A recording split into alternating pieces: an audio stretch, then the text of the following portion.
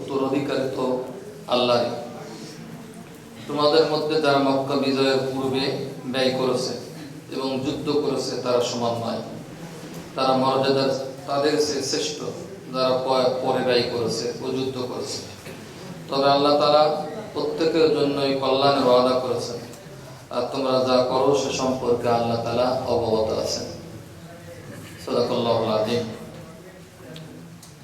Bangladesh Jamaat Islami aunty union শাখা ৮ নম্বর word কর্তৃক আয়োজিত আজকের এই বিশেষ প্রোগ্রামে উপস্থিত এই ওয়ার্ডের সম্মানিত সভাপতি ভাই মোহাম্মদ রবিউল ইসলাম, উপস্থিত আছেন আমাদের প্রশাসনিক বিভাগের দায়িত্বশীল ভাই মোহাম্মদ আবু নাঈম, উপস্থিত আছেন আমাদের আরেকজন টিম সদস্য ভাই মোহাম্মদ ডাক্তার আব্দুল কাইয়ুম, উপস্থিত আমার শ্রদ্ধেয় স্যার আমির হোসেন জুয়েল সহ হযরত ওলামায়ে কেরাম, সামনে ভূমিষ্ঠ এই ওয়ার্ড সহ অন্যান্য ওয়ার্ডের সম্মানিত কর্মী ভাইরা, সকলের প্রতি সালাম। আসসালামু আলাইকুম ওয়া রাহমাতুল্লাহি ওয়া বারাকাতুহু। মহান রব্বুল ইজ্জত ওয়াল জালালের দরবারে আমরা শুকর আদায় করছি যে মহান তাবারক ওয়া তাআলা আজকে এই দুইটা প্রোগ্রাম, একটা পূর্ব নির্ধারিত ধারাবাহিক তাফসীর আর একটা আমাদের সাধারণ সভা, এই বইটিকে উপস্থিত হওয়ার তৌফিক দান করেছেন। এজন্য সেই মহান তাবারক ওয়া তাআলার দরবারে আমরা শুকর আদায় করছি, আবার বলছি আলহামদুলিল্লাহ। শতকোটি দরুদ ও সালাম বিশ্ব মানবতার মুক্তির দূত জনাব মুহাম্মদুর রাসূলুল্লাহ সাল্লাল্লাহু আলাইহি ওয়াসাল্লাম, তার উপরে অবতীর্ণ কোরআনুল কারীম থেকে আমরা সূরাতুল হাদীদের 10 নম্বর আয়াত তেলাওয়াত করেছি। আমার মূল কার্যক্রম শুরু করার আগে এই বিষয়ের উপরে মাত্র কয়েক মিনিট কথা বলা প্রয়োজন বিধায় আয়াতে কারিমাটা তেলাওয়াত করা হয়েছে। আল্লাহ আমাদেরকে বলছেন ওমা লাকুম, তোমাদের কি হলো? প্রশ্ন করতেছেন কে?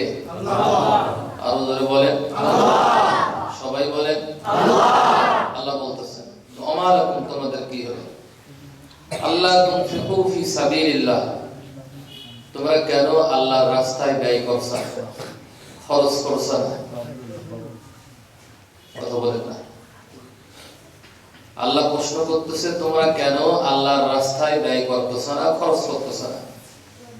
অথচ লিল্লাহি মিরাসুস সামাওয়াতি ওয়াল আরদ, ওই আকাশ আর জমিন, ওই আকাশ আর জমিন এর উত্তরাধিকারী, এর মালিকানা, এর মিরাস কেবলমাত্র কার? আল্লাহ। সব কিছুর মালিক কে? আল্লাহ। আমরা যা দেখি যা দেখি না সকল কিছুর মালিক আল্লাহ তাআলা। কোন সন্দেহ আছে? আমরা কার? আল্লাহ। আমরা কার? আল্লাহ। কে আমাদের সৃষ্টি করেছেন? আল্লাহ। আমাদেরকে যা দিয়েছেন চাইতে বা না চাইতে সব কিছুর মালিক কে? আল্লাহ। আবার একদিন তার কাছে সব চলে যাবে। কাতাইকি সিজিল্লিল কুতুব, কাগজের বিস্তার নেয় হাতের মধ্যে ধরলে একটা কাগজ যেমন একটা টিস্যু পেপার যেমন মুছরানো যায়, সব কিছু আল্লাহ রাব্বুল আলামিনের ডান হাতের মধ্যেই থাকবে। ক্ষণিকের জন্য আল্লাহ রাব্বুল আলামিন আমাদের কাছে কিছু বিষয় আমানত দিয়েছেন, অথচ জান এবং এই মালের মালিক কেবলমাত্র কে? আল্লাহ। এখন আমার প্রশ্ন হচ্ছে, যেহেতু সকল কিছু বিষয়ের মালিক, সকল সম্পদের মালিক, সকল জানের মালিক আল্লাহ, এইটা আল্লাহ তাআলা আমাদের কাছে আমানত রেখেছেন ক্ষণিকের জন্য। এখন আমার প্রশ্ন হলো, আমানত নিজের ইচ্ছায় কি খরচ করা যায়? যারা বললেন না, আমানত নিজের ইচ্ছায় খরচ করা যায় না। খরচ করতে হবে কার ইচ্ছায়? আল্লাহর ইচ্ছায়। যিনি ওই আমানতের মালিক, ঠিক না? ওই সম্পদের মালিক। আমরা আগেই স্বীকৃতি নিয়ে নিয়েছি যে আমাদের জান এবং মালের মালিক কে? আল্লাহ। এগুলো আবার আল্লাহ তাআলা আমাদের কাছে আমানত রেখেছেন। এখন আমানত তো নিজ ইচ্ছায় নিজের স্বাধীনতায় খরচ করা যায় না, খরচ কেবলমাত্র করতেই হবে তারই নির্দেশে, ঠিক কিনা? এজন্য আল্লাহ তাআলা কোরআনে কারীমের মধ্যে বর্ণনা করেছেন, ইন্নাল্লাহা আশতারা মিনাল মুমিনিনা আনফুসাহুম ওয়া আমওয়ালাহুম বিআন্না লাহুমুল জান্নাহ। নিশ্চয় আল্লাহ তাআলা আশতারা মিনাল মুমিনিন, এখানে মূল শব্দটা হচ্ছে ইশতারা মিনাল মুমিনিন। ইশতারা মিনাল মুনাফিকিন বলেননি, ইশতারা মিনাল ফাসিকিন বলেননি, ইশতারা মিনাল কাফিরিন বলেননি, ইশতারা মিনাল মুশরিকিন বলেননি, বলেছেন ইশতারা মিনাল মুমিনিন। আমি মুমিনদের মাল এবং জান ক্রয় করে নিয়েছি, কিনে নিয়েছি, কিন্তু মালিক তো তিনি, মালিক কে? আল্লাহ। আবার আল্লাহ আমাদের কাছে আমানত রেখে নিজেই বলতেছেন আমি তাদের মাল এবং জানকে কি করেছি? কিনে এনেছি। কিসের বিনিময়? কিসের বিনিময়? জান্নাতের বিনিময়। বিআন্না লাহুমুল জান্নাহ, জান্নাতের বিনিময়। তার মানে এই আমানত যদি সঠিকভাবে আমরা ব্যবহার করি, যার আমানত তার কাছে দিয়ে দিই, সঠিকভাবে ব্যবহার করার অর্থ হচ্ছে তিনি যে পন্থায় খরচ করতে বলেছেন সেইভাবে যদি আমরা খরচ করি, তাহলে তার আমানত তার কাছে বুঝিয়ে দেওয়া হলো। বিনিময় এই আমানত রক্ষা করার কারণে বিআন্না লাহুমুল জান্নাহ, তিনি আমাদেরকে জান্নাত দেবেন। ঠিক তো? এ ব্যাপারে বিশ্বাস হয়? আল্লাহ তাআলা আমাদেরকে জান্নাত দেবেন, তিনি ওয়াদা করেছেন। এখন খরচ করার রাস্তা কোন জায়গা? এই আয়াতের মধ্যেই আছে। আমি সেদিকে যাব না, লম্বা আলোচনা হয়ে যাবে, অনেক সময় হয়ে গেছে।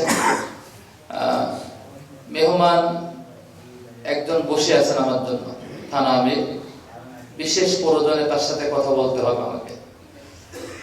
এখন আবার একজন ফোন দিচ্ছেন, বারবার ফোন দিচ্ছেন কথা বলার জন্য।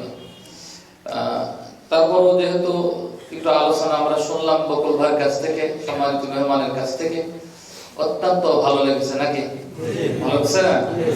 আপনাদের কিরকম লাগেছে জানি না, তবে আমি কোরআন জানি তো। আল্লাহ আমাকে এতটুকু, এগুলো অহংকার না, আল্লাহ শুকরিয়া। যখন কোরআন পড়ি, কোরআন ভেঙে ভেঙে যখন পড়ি, তখন এত মজা লাগে, মনে হচ্ছে এই তো আল্লাহর সাথে এই মাত্র কথা বলতেছি, আমার আল্লাহ সব কথার জবাব দিচ্ছে। বলেন সুবহানাল্লাহ। আমার কাছে এটা মনে হয়, আপনার কাছে কি মনে হয় আমি জানি না। আমি প্রত্যেকটা শব্দ, প্রত্যেকটা ওয়ার্ড, সেন্টেন্স লক্ষ্য করে দেখতেছিলাম।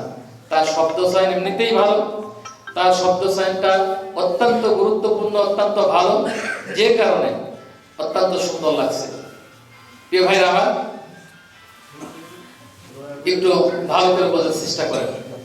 তাহলে মানে এই আমানত ঠিকভাবে যদি খরচ হয়, বিনিময় আল্লাহ তাআলা আমাদের কি দেবেন? জান্নাত দেবেন। এবারে দুইটা হাদিস বলে আমার মূল কার্যক্রম শুরু করব। মা আয়েশা সিদ্দিকা রাদিয়াল্লাহু তাআলা আনহা কাছে জিজ্ঞাসা করলেন রাসূল সাল্লাল্লাহু আলাইহি ওয়াসাল্লাম, হে আয়েশা, ওই যে বকরিটা জবাই করা হয়েছিল, তুমি আমাদের জন্য কতটুকু রেখেছো?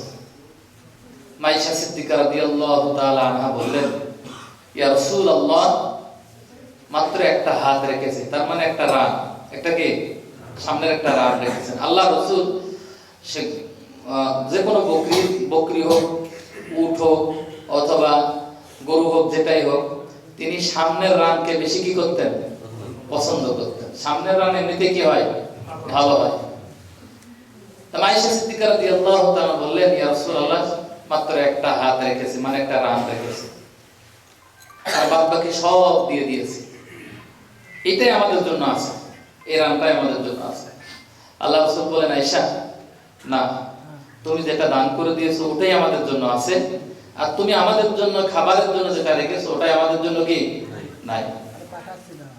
তাহলে যারা আল্লাহর রাস্তায় দান করে ওটাই পরকালে আমাদের জন্য কি থেকে যায়, ওটাই আমাদের জন্য কি থেকে যায়। আর আমরা যারা খাই, ভক্ষণ করি, যেগুলো পরিধান করি, যেগুলো, সেগুলো থাকে না, সেগুলো নষ্ট হয়ে যায়। এর কোনো যাজা কল্যাণ হবে না। যাজা কল্যাণ কেবলমাত্র যেটা আমরা আল্লাহর রাস্তায় দিয়ে দেবো সেটাই কি পরকালে থেকে যাবে। প্রিয় ভাই আমার, লান তানালুল বিররা হাত্তা তুনফিকু মিম্মা তুহিব্বুন, সূরাতুল আল ইমরানের 92 নম্বর আয়াত। এই আয়াত যখন নাযিল হলো, আল্লাহ বললেন, লান তানালুল বিররা, তোমরা কখনোই সফল কাম হতে পারবে না যত সময় পর্যন্ত তোমরা তোমাদের প্রিয় বস্তুকে আল্লাহর রাস্তায় খরচ না করবে।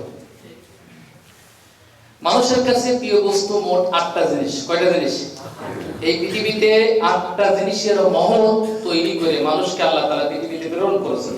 ওই 8টা জিনিসের একটা জিনিস হচ্ছে টাকা পয়সা, অর্থ সম্পদ। এটা আমাদের কাছে কি খুবই প্রিয় জিনিস।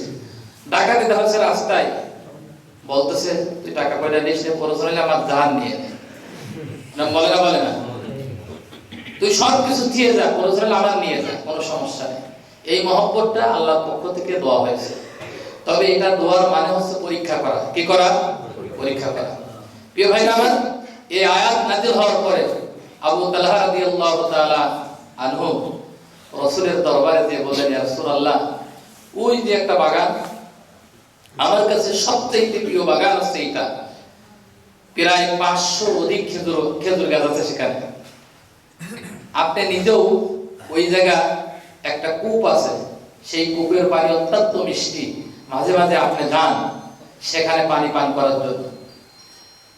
আমার কাছে অত্যন্ত প্রিয়, সবচেয়ে পছন্দনীয় একটি বাগান, সম্পদ। তা আপনি যেহেতু বললেন যে ওই ব্যক্তি কখনোই সফল কাম হতে পারবে না যে ব্যক্তি তার প্রিয় বস্তুকে আল্লাহর রাস্তায় কি না করবে, খরচ না করবে, দান না করবে, তাই আমি আমার এই সম্পদ, এই বাগানকে আমি আল্লাহর রাস্তায় দান করে দিলাম। আপনাকে অনুমতি দিয়ে দিলাম, আপনি যেমনি ইচ্ছা তেমনি এই সম্পদটা খরচ করতে পারেন। সাহাবীদের ভিতরে এরকম কি প্রেরণা ছিল, এরকম আকর্ষণ ছিল। আজকে কোরআনের কথা আমরা শুনলে, কোরআনের কথা বললে এরকম আকর্ষণ হয় না। এজন্য বকুল ভাই আফসোস করলেন যে খাবার যেদিন বেশি হয় লোক সেদিন কে, ঠিক না? কিন্তু এত সুন্দর আলোচনা হয়। আমার নিয়ত আছে এবং আশাও আছে। পান্তি ইউনিয়নে 9টা ওয়ার্ড আছে। কয়টা ওয়ার্ড? 9টা ওয়ার্ড। মিনিমাম কমপক্ষে প্রতি ওয়ার্ডে একটা করে ধারাবাহিক তাফসীর মাহফিল খুলে দেওয়া হবে। এখানে একটা হয়, আরেক জায়গায় আরেকটা হয়। এরকম 9টা ওয়ার্ডে কমপক্ষে যদি আমরা 9টা তাফসীর, ধারাবাহিক তাফসীর মাহফিল খুলে দিতে পারি, একদিকে কোরআন শোনাও হবে, আরেকদিকে দ্বীনের কাজ হবে। ইসলামী আন্দোলনের কাজের পরিধি ক্রমেই কি হবে? বৃদ্ধি পাবে। এগুলো খুবই মূল্যবান জিনিস। বিশেষ করে আমার এই অঞ্চলটা এগুলো বরদাস্ত করতে পারে না। আমি আমার নিজের মসজিদে, আমার পাড়ার মসজিদ বাইতুল মুকাররম মসজিদে এটা চালু করেছিলাম, একটা সিস্টেম করে চালু করেছিলাম, একটা কমিটি গঠন করেছিলাম যুবকদের নিয়ে, প্রায় 100 জন ছেলে ছিল। এটা চালাতে কি খরচ হয়? খরচ হয় না? এটা খরচ হয়।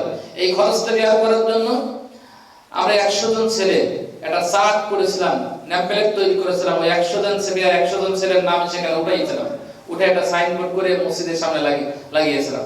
আওয়ামী লীগ পিরিয়ডের সময় মাঝে মাঝে যখন বক্তা যে আলোচনা করতেন, একদিন হঠাৎ করে আক্রমণ হলো এবং সাইনবোর্ড পর্যন্ত তারা বরদাস্ত করতে পারেনি। তারা সেখান থেকে মানে লাঠি সোঁটা দিয়ে কি আঘাত করে সেই সাইনবোর্ড পর্যন্ত চুরমার করে দিয়েছিল। এটা ছিল আমরা অতীত দিনের ইতিহাস।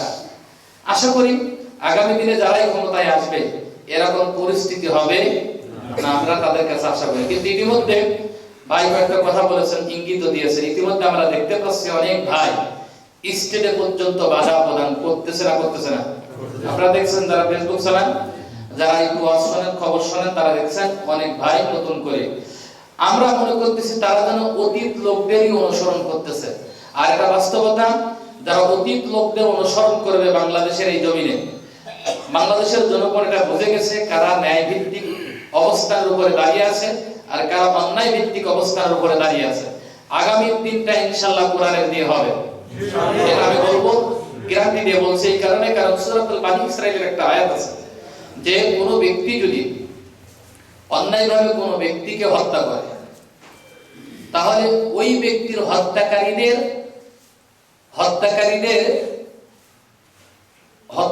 যিনি নিহত হয়েছেন তার ওয়ারিস যারা, তাদের হাতে আল্লাহ তাআলা ক্ষমতা তুলে দেন।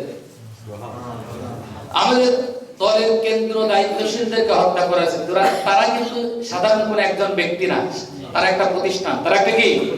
মাওলানা দেলোয়ার হোসেন সাইদি, মতিউর রহমান নিজামী, তারা কিন্তু কোনো ব্যক্তির লোক না, তারা একটা প্রতিষ্ঠান। তাদের নাম নামে পুরো বাংলাদেশ জামাত ইসলামী কি একসাথে চলে আসে, ঠিক কি না? তাহলে আমাদের এই অভিভাবককে যারা হত্যা করেছেন, এই হত্যাকারীর আমরা যারা অভিভাবক তাদের, আমরা যারা ওয়ারিস তাদের, ইনশাআল্লাহ আগামী দিনে এই ওয়ারিসদের হাতে এই বাংলাদেশের ক্ষমতা ইনশাআল্লাহ আল্লাহ তাআলা তুলে দেবেন। কোরআন শরীফের সূরাতুল কসাসের মধ্যে দেখবেন একটা আয়াত আছে, ফেরাউন সিদ্ধান্ত নিয়েছিল মুসা এবং তার সাথীদেরকে নির্মূল করবে, আর আল্লাহ আকাশ থেকে সিদ্ধান্ত নিয়েছিল মুসা এবং তার সাথীদের হাতে আল্লাহ তাআলা ক্ষমতার মসনদ তুলে দেবেন। এই দুইটা আয়াত থেকে আমি এই কথাটা বললাম, আল্লাহ তাআলা যেন কবুল করেন, বলেন আমিন। প্রিয় ভাইরা আমার এই বক্তৃতার মাঝখানে আপনারা বুঝে ফেলেছেন আমি কি বলতে চাচ্ছি। 2025 সাল শুরু হয়েছে, জানুয়ারি মাস প্রায় শেষের দিকে কেন্দ্র ঘোষিত বাইতুল মাল দশক বা ওয়াদা দশক কি হচ্ছে, পালন করা হচ্ছে। তারই ধারাবাহিকতায় গত দিনে আমরা 9 নম্বর ওয়ার্ডে বিশেষ লোকদের মাধ্যমে, বিশেষ লোকদের কাছ দিয়ে আমরা ওয়াদা নিয়েছিলাম। আপনারা জানেন বাংলাদেশ জামাত ইসলামী এমন একটি দল যারা নিজেদের পকেটের টাকা খরচ করে রাজনীতি করে, ঠিক কিনা? উপরের থেকে আসে না, বরং নিচের টাকা উপরে কি যায়। ওরা মনে করেছিল যে ইসলামী ব্যাংক বা অন্যান্য প্রতিষ্ঠান নিয়ে নিলে বাংলাদেশ জামাত ইসলামী ধূলিসাৎ হয়ে যাবে, কিন্তু ওরা জানে না বাংলাদেশের ইসলামী আন্দোলনের প্রতিটা কর্মীর পকেটগুলো এটা ব্যাংকের মতন কাজ করে। জোরে বলেন ঠিক কিনা? এদেশে আবার যেন কোনো স্বৈরাচার যদি এসে সব বন্ধ করার চেষ্টা করে, হাজারো চেষ্টা করলে বন্ধ হবে না, বরং তারাই বন্ধ হয়ে যাবে। এটা ভুল, এটা আল্লাহর বক্তব্য, এটা আমার বক্তব্য নয়। লিতুফিউ নূরাল্লাহি বিআফওয়াহিম, আল্লাহ নিজে বলেছেন যারা আমার সাথে চ্যালেঞ্জ দিতে চায় বরং তারা এই পৃথিবীর থেকে কি হয়ে যাবে, ধূলিসাৎ হয়ে যাবে। ফেরাউন ধূলিসাৎ হয়েছে, নমরুদ হয়েছে, হামান হয়েছে, সাদ্দাদ হয়েছে, আবু জেহেল হয়েছে। আমরা আরেক নব্য আবু জেহেলকে দেখেছি। ইনশাআল্লাহ আগামী দিনে ইসলাম বিজয় হবে, আল্লাহ কবুল করুন। এখন এই বিজয় করার জন্য দুইটা জিনিসের প্রয়োজন। কয়টা জিনিসের? আগামী দিনে আমাদেরকে পরিশ্রম করতে হবে, কষ্ট করতে হবে। সেই কষ্টটা হচ্ছে আমাদের অর্থনৈতিক কুরবানি দিতে হবে, নাম্বার 2 আমাদের জানের কুরবানি দিতে হবে, ঠিক কি না? আমরা মাঠে ময়দানে যদি তৎপর না হই, সভা সেমিনার প্রোগ্রাম আদি সকল বিষয়ে যদি তৎপর না হই, তাহলে আমাদের ভাইদেরকে যেরকম সিল তার মুরগির বাচ্চাকে একাকী পাইলে কি হয়, সোমেরে নিয়ে যায়, ঠিক অনুরূপ ভাবে আমরা যদি মাঠে ময়দানে তৎপর না হই, তাহলে আমাদের অনেক কর্মী ভাইরা, আমাদের সাথী ভাইরা, আমাদের শুভাকাঙ্ক্ষী, আমাদের পরিচিত মুখ, তারা চিন্তা করতে পারে ওরা আমাদেরকে ডাকছে না, ওরা আমাদের কাছে রাখছে না, সুতরাং আমরা ওই দিকেই যাই, নাকি? এজন্য ভেদাভেদ ভুলে গিয়ে আন্তরিকতা সহকারে সবাইকে বুকে জড়িয়ে নেন। এবং আওয়ামী লীগ যারা করেন ওই সকল ভাইদেরকে বলছি, আমাদের নেতাদেরকে বিভিন্ন ভাবে গালি দেওয়া হয়েছে যে এরা পাকিস্তানের দোষর, এত নির্যাতন নিপীড়ন চালানোর পরও, ফাঁসির মঞ্চে চড়ার পরও একজন নেতাকর্মী বাংলাদেশ থেকে তারা পাকিস্তানে পালিয়ে যায়নি। কিন্তু আপনাদের নেতারা আপনাদেরকে অতাল দরিয়ায় ভাসিয়ে দিয়ে তারা কি গেছে, কোথায় গেছে? পালিয়ে চলে গেছে। একটু চিন্তা করেনি আপনাদেরকে।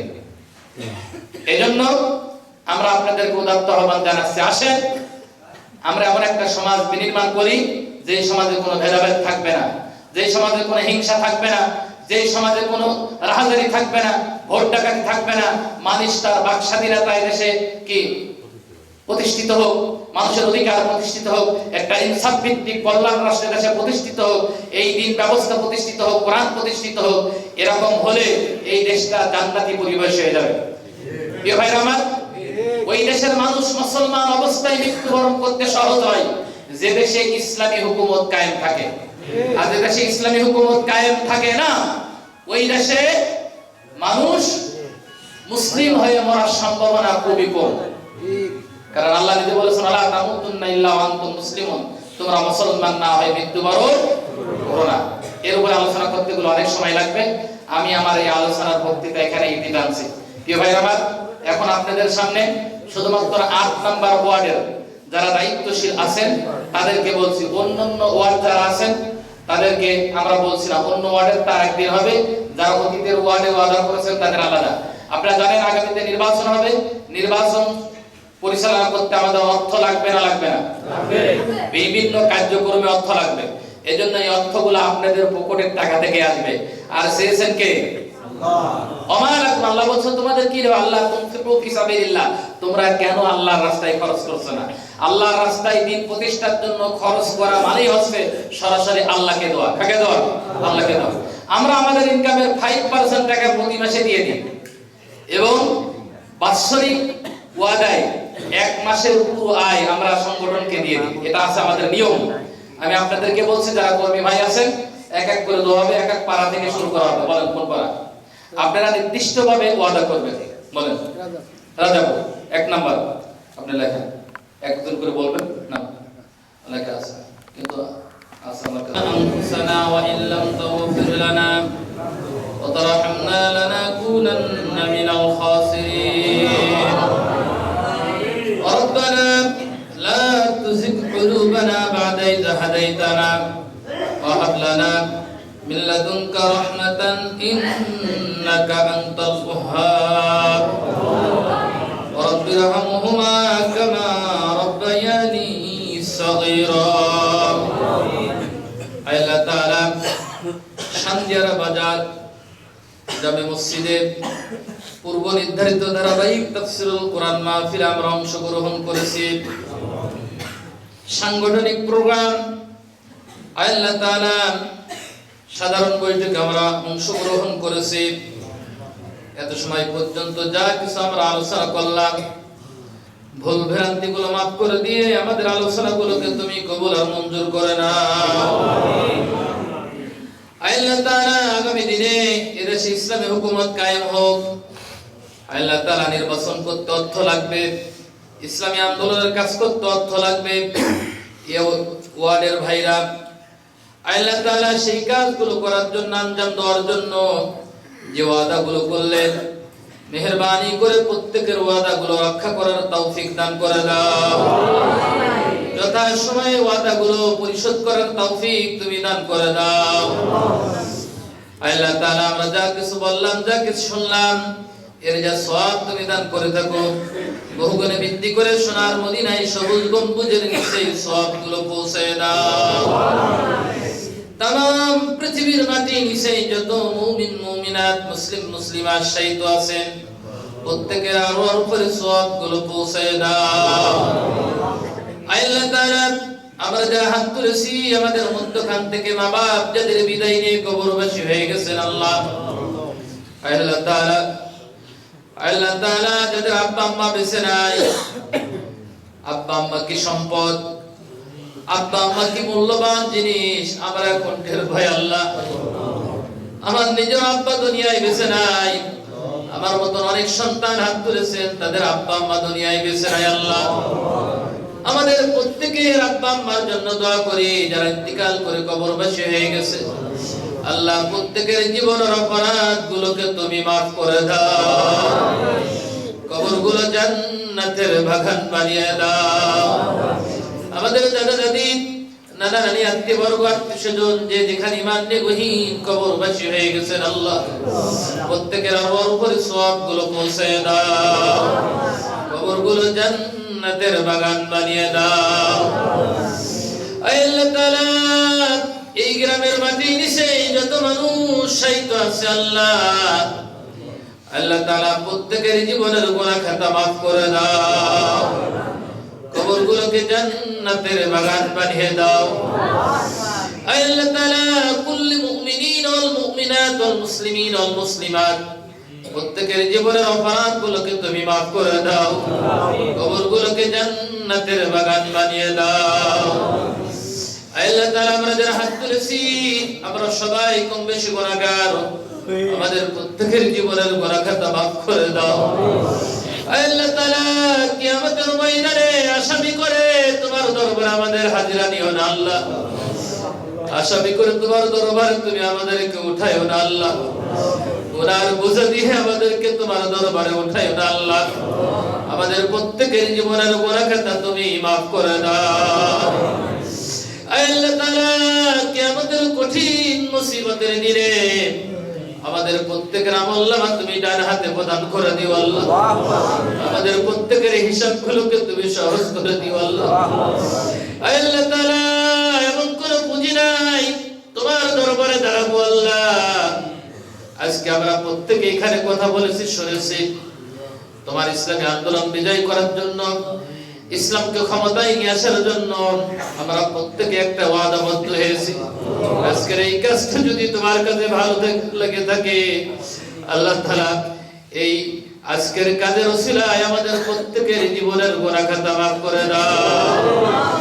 আজকের এই কাজের ওসিলায় আল্লাহ তাআলা আমাদের প্রত্যেকের উপর থেকে জাহান্নামের আগুন তুমি হারাম করে দাও। আল্লাহ তাআলা তুমি নিজে বলেছো কোরআনে কারীমের মধ্যে, যে ব্যক্তি জান এবং মাল দিয়ে তোমার রাস্তায় সংগ্রাম করবে তুমি তাদেরকে মাফ করার ওয়াদা করেছো। আল্লাহ তাআলা আমরা তোমার কাছে আশায় আশান্বিত হলাম যে তুমি আমাদেরকে মাফ করে দেবে, তুমি আমাদের ক্ষমা করে দেবে, আমাদের জাহান্নাম থেকে মুক্তি দিয়ে জান্নাতে নেবে। আল্লাহ তাআলা তোমার ওয়াদা কখনো মিথ্যা হয় না। আল্লাহ তাআলা আমাদেরকে তুমি কবুল করে নাও। আল্লাহ এখানে যত মানুষ আছে, বিশেষ করে আমার সত্যি মুরব্বী আল্লাহ আনোয়ার হোসেন মাস্টার সহ যত মুরব্বী আছেন, জুয়েল ভাই, এই ওয়ার্ডের সভাপতি, সেক্রেটারি, দায়িত্বশীল বৃন্দ যারা আছেন, ইউনিয়নের দায়িত্বশীল বৃন্দ যারা আছেন, আল্লাহ তাআলা আমাদের কোনো যোগ্যতা নাই, তোমার কাছে ভিক্ষা চাই আমাদের যোগ্যতার জন্য।